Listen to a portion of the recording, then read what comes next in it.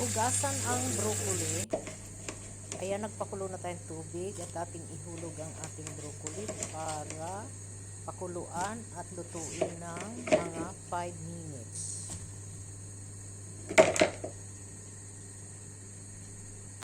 Ayan, at inilagay na nating lahat. Hintayin na lang natin itong kumulo. And then, pag naka 5 minutes, ating hanguin. Lagyan nga pala natin ng asin.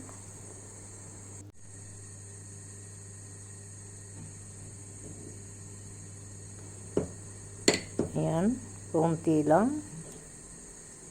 Haluin.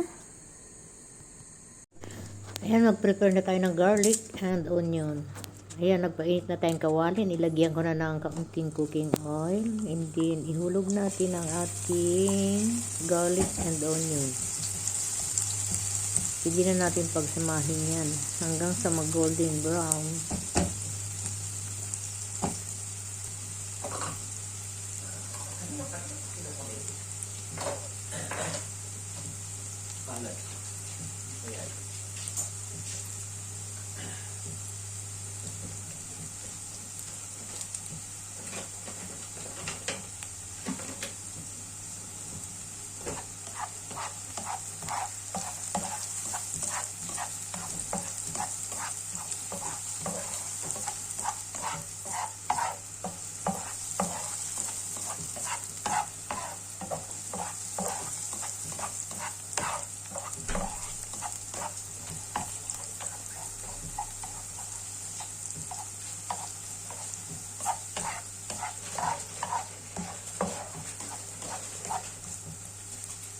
Ito yung may ano ay.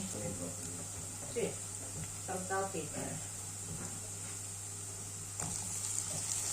Ayan na nga at luto na ang ating broccoli. Hulog na natin sa ating ginisang bawang at sibuyas.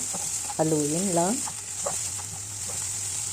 Dahil luto na yan, ihuhulog na natin ang ating binating 6 na itlog.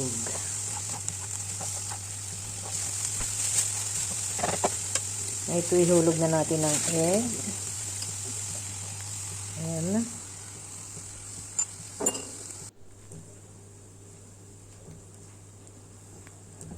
At ating takluban habang maluto. Waiting lang tayo ng mga 10 minutes. And then i-check natin.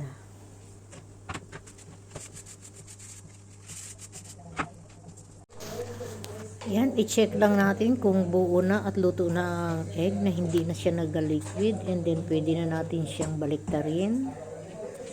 Okay, meron pang kaunting liquid. Ayan, hindi pa natin pwedeng baliktarin to. Ayan, ano lang natin siya. Tusukin lang natin ang ating tinidor sa gitna para umilalim ang liquid, no?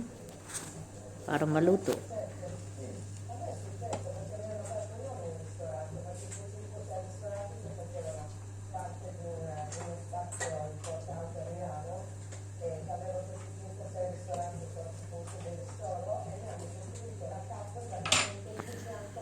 Diyan i-cover again. Waiting ng ilang minutes. Ito nga, binaliktad ko na. Okay, ready na to. And then maghintay lang tayo ng ilang minutes para ready na kainin.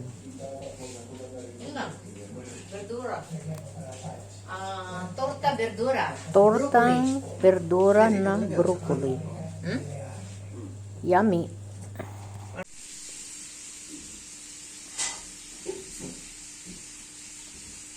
Kumain ka muna yun.